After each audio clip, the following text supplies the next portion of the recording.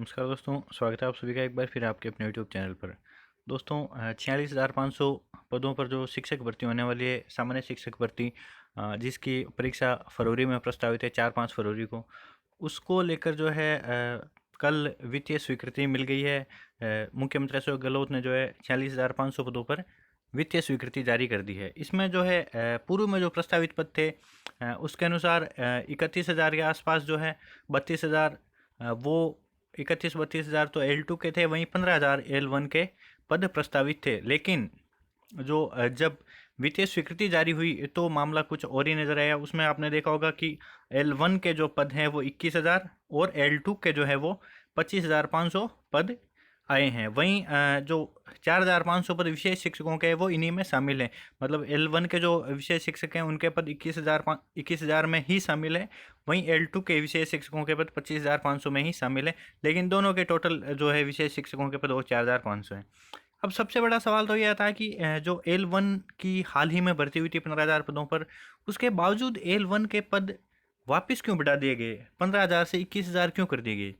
इसका सबसे main reason मैं बता दूं दोस्तों आपको कि एक्चुअल में क्या हुआ है कि जो वर्तमान में जो अ, महात्मा गांधी अंग्रेजी माध्यम विद्यालय खोले गए हैं, उनमें L1 के जो टीचर थे वो इंटरव्यू देकर जो है सामान्य विद्यालयों से महात्मा गांधी विद्यालयों में आ गए हैं। क्योंकि पहली से पाँचवीं तक के यदि इंग्लिश जिस टीचर की ठीक ठाक है तो वो पहली से पाँचवीं तक अंग्रेजी माध्यम में पढ़ाने में सक्षम हो सकता है, और इंटरव्यू के आधार पर वो जो है वो महात्मा गांधी विद्यालयों में आ गए और उन्होंने बहुत अधिक संख्या में जो है पद खाली कर दिए।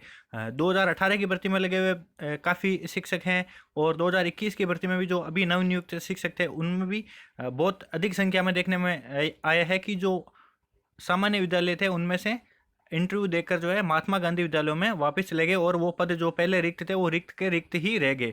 इस वजह से L1 के पदों में जो है बढ़ोतरी की गई है। वहीं L2 के पदों में जो है कमी की गई है। तो ये कमी करना पूरी तरह से जो पूर्व में जो प्रस्तावित पद थे उनसे कम पदों पर स्वीकृति जारी करना पूरी तरह से गलत है। अभ्यर्थियों के जो है लिए ये अच्छी खबर नहीं है। लेकिन निश्चित रूप से हो सकता है इनमें वृद्धि की भी जा सकती है।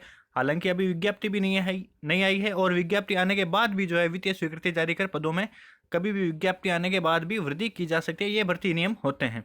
तो निश्चित रूप से ऐसा कुछ नहीं है कि अभी वित्तीय स्वीकृति 25,500 पदों पर दी गई है तो आगे भी जो है 25,500 पद ही रहेंगे, पद बढ़ाए नहीं जा सकते।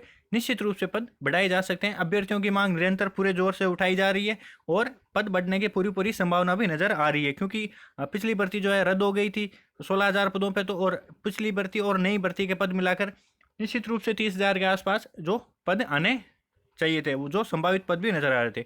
अब पदों के वर्गीकरण को लेकर मैं आपको बताऊं कि टीएसपी नॉन टीएसपी में पदों का वर्गीकरण क्या रह सकता है। दोस्तों, L1 की जो टोटल वैकेंसी है वो 21,000 के आसपास रहने वाली है।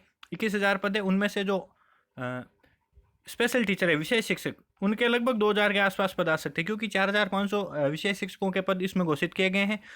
पूर्व की जो भर्ती थी उसमें 500 पद स्पेशल टीचर के L1 में ले लिए गए थे, और अभ्यर्थियों की मांग यही थी कि 5,000 विशेष शिक्षकों को नियुक्ति दी जाए, 5,000 विशेष शिक्षकों की भर्ती की जाए। तो 5,000 में से 500 पिछली भर्ती में ले लिए थे, 4500 इसमें ले रहे हैं। तो हो सकता है वो 500 इस L1 में कम लिए जाए, और 2,000 के आसपास स्पेशल टीचर L1 से लिए जाए, और 2,500 L2 से लिए जाए।